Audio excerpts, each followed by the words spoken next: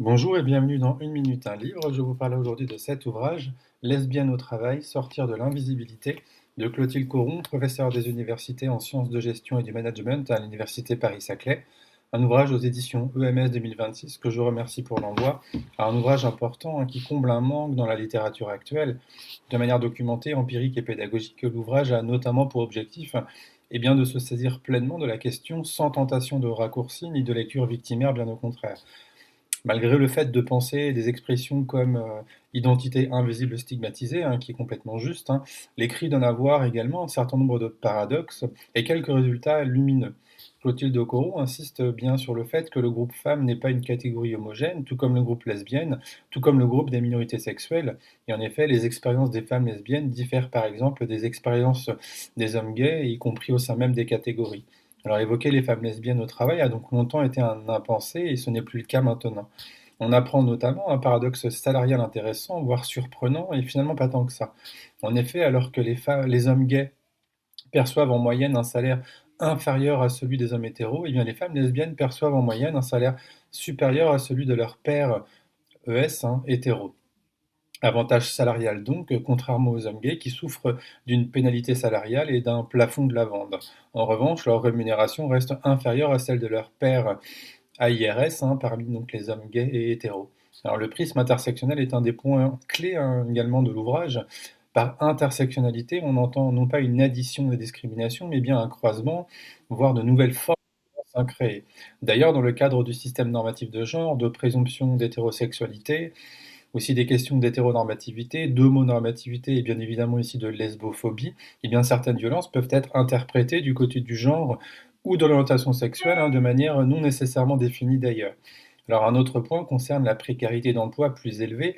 En effet, elles sont plus fréquemment titulaires d'un contrat en CDD que les salariés EES et salariés ES, hétéros, et travaillent moins souvent à temps partiel que les salariés, cette fois EES hétéros, mais plus fréquemment que les salariés gays et hétéros.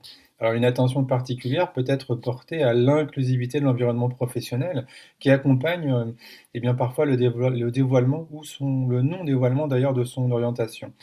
Alors au prisme des injonctions contradictoires, rester invisible brise parfois les socialisations, mais se rendre visible peut vous exposer aux violences et aux discriminations, à la lesbophobie, etc. Alors les stratégies peuvent être plurielles.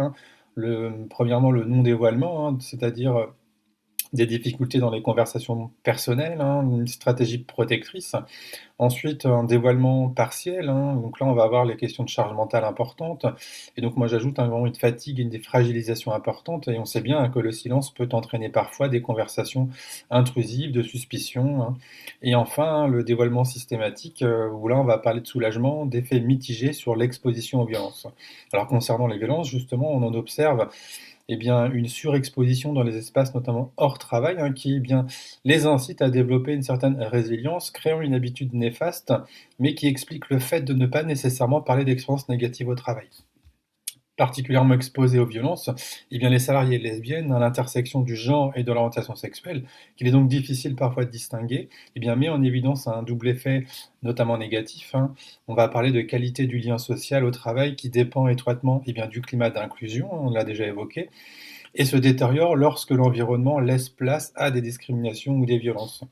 Par ailleurs, les femmes lesbiennes sont moins pénalisées par les stéréotypes de genre, mais cela a pour corollaire le fait, je cite, qu'elles sont assignées à d'autres stéréotypes, par exemple la présomption de non-maternité ou des comportements perçus comme masculins.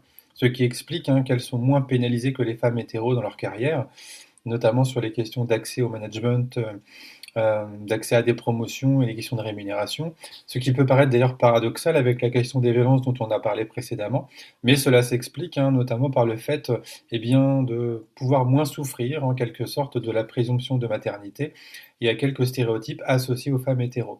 En effet, elles bénéficient peut-être, comme l'explique Clotilde Coron, de stéréotypes sur les femmes lesbiennes, pour le coup favorables à leur réussite pro, même si ces stéréotypes, il faut le rappeler, correspondent bien évidemment à des visions stéréotypées et des empreintes de préjugés sur l'homosexualité féminine. Enfin, elle déclare un bien-être au travail plus élevé que celui des femmes hétéros, équivalent à celui des hommes hétéros. Alors pourquoi? La réponse est dans l'ouvrage, que je vous invite à découvrir. Je vous souhaite une bonne lecture.